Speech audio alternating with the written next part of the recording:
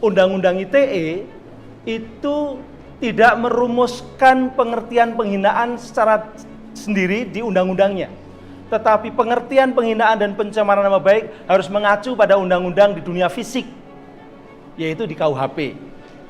Oleh karena itu, apa yang kalau kita menyatakan bahwa seseorang melanggar pasal 27 ayat 3, maka terlebih dahulu dia melanggar KUHP pasal 30, 311.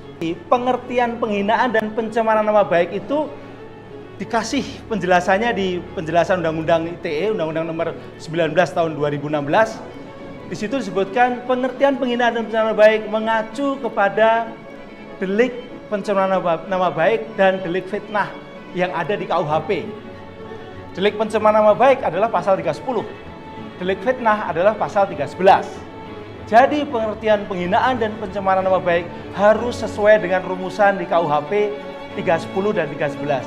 Kalau kita ingin merumuskan seseorang itu terkena pasal 27 ayat 3 atau tidak, maka harus kita lihat pengertian di pasal 310, 311 KUHP. Demikian. Nah, pasal 310 dan 311 KUHP isinya di pasal 310 adalah yang disebut pencemaran nama baik itu adalah menyerang kehormatan dengan cara menuduhkan sesuatu hal pada seseorang agar diketahui umum. Sehingga ada tiga unsur. Menyerang kehormatan seseorang dengan menuduhkan suatu hal, menuduh.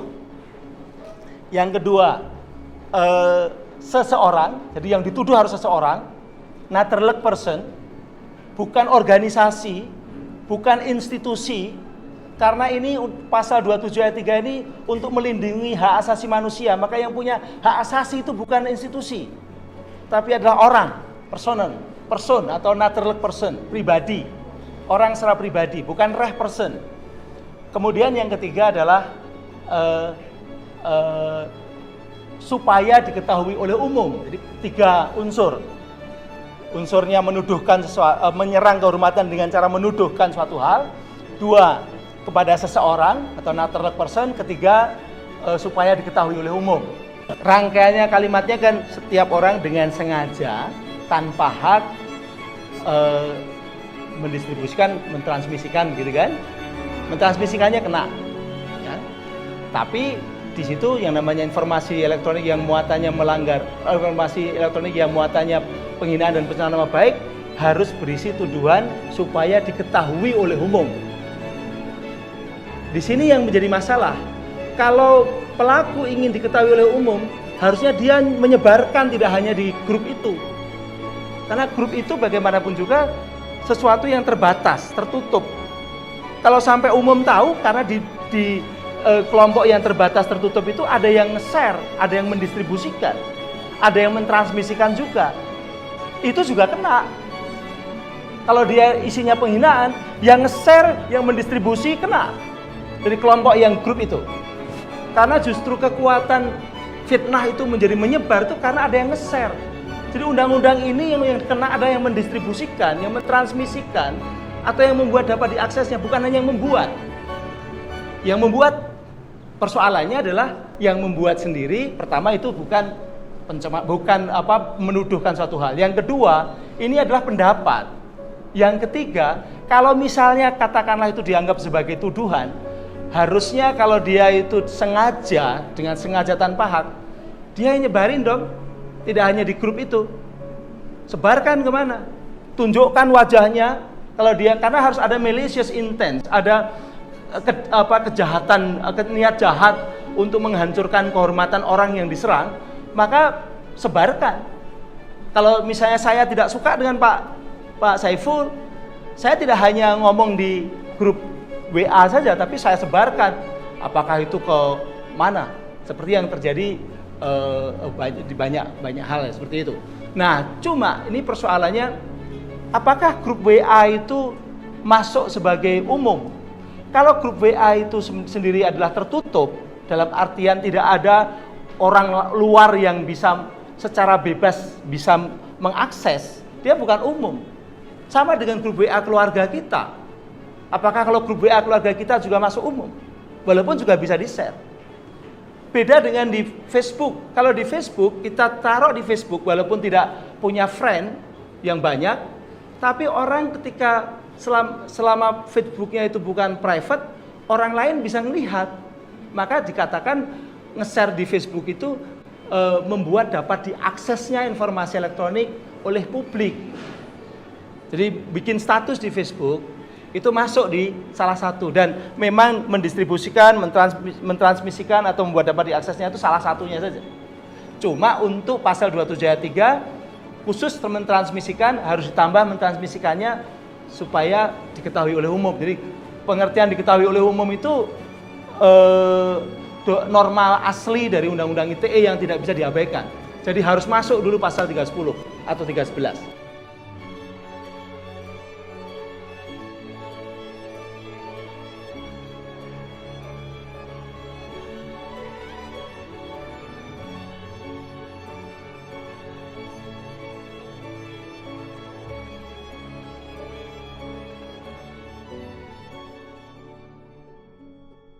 Ada orang ngeritik kampus, misalnya begitu, ngeritik kampusnya sendiri, kemudian dia ditangkap kena Undang-Undang ITE, dan itu terjadi.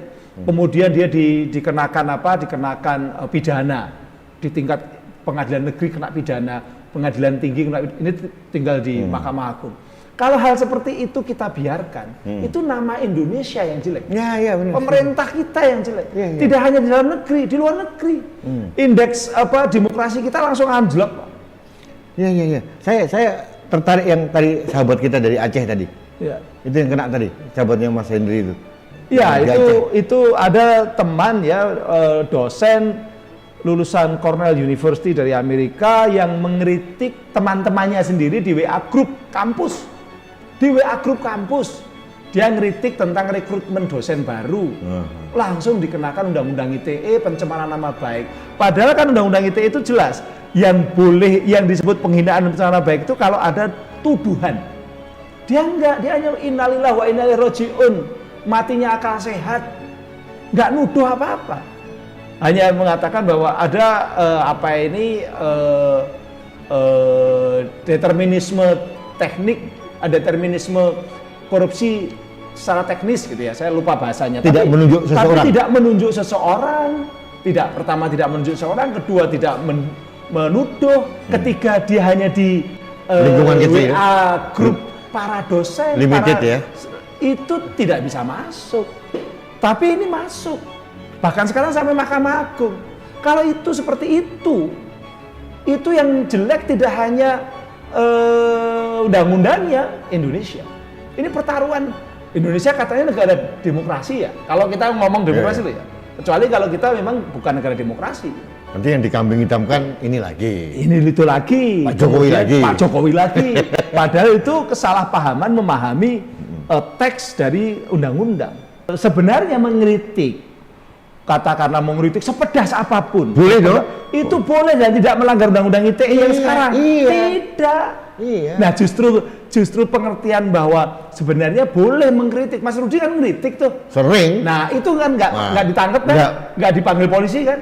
Belum pernah. Nah, cuma. Jangan pernah Mas, jangan. Nah cuma supaya benar-benar orang itu lebih merasa safe. Yeah. Interpretasi yang memang boleh mengkritik dan sebagainya itu kita tulis, kita pertegas bahwa memang tidak ada yang namanya orang kritik, orang berpendapat lalu ditangkap, itu nggak boleh.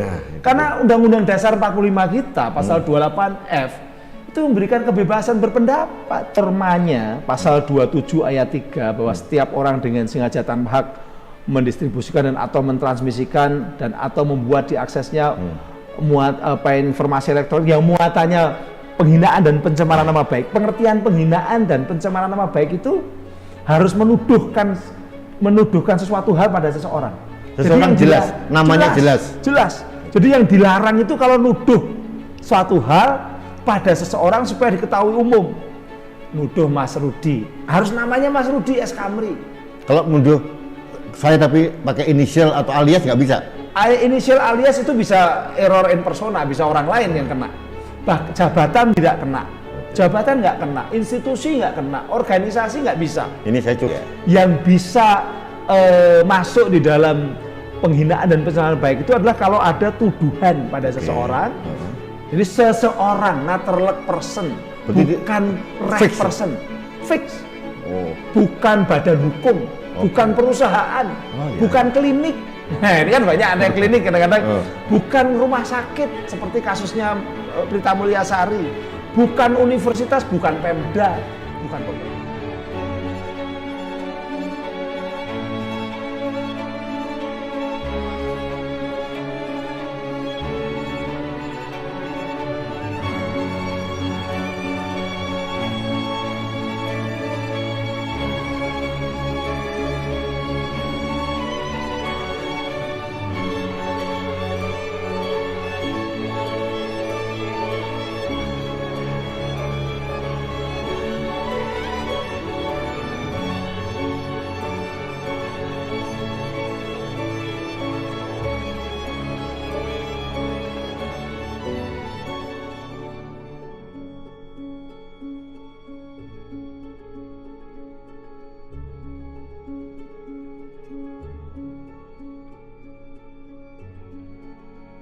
Dengan disetujuinya amnesti oleh Presiden dan juga disetujui oleh DPR, itu menunjukkan bahwa ada persoalan hukum yang memang bermasalah terhadap persoalan Saudara Saiful Mahdi. Sejak awal di pemerintahan sudah ada semacam evaluasi bahwa ada kesalahan penerapan di tingkat pengadilan negeri, kemudian diperkuat di pengadilan tinggi, dan ternyata di Mahkamah Agung juga. Makanya ketika kemudian ada permintaan amnesti dari Saudara Saiful Mahdi, tim dari pemerintah langsung mengkaji dengan cepat, dan itu betul, ini ada kesalahan, dan Presiden setuju bahwa ini harus diberikan pengampunan. Memang amnesti itu pengampunan hukuman, tetapi dalam konteks ini adalah cara negara menyelamatkan warga negaranya dari hukuman yang salah. Hukuman yang salah dari level pertama sampai level kedua dan ketiga. Nah, ini adalah hal yang harus kita syukuri. Karena apa? Karena bukan hanya Saiful Mahdi yang sebenarnya diberi keadilan, tapi ini adalah sebuah simbol, sinyal bahwa jangan lagi ada kritik yang kemudian dihukum dengan Undang-Undang ITE, apalagi di kampus. Ini adalah itu yang harus kita tangkap dari kasus Saiful Mahdi. Demikian, terima kasih.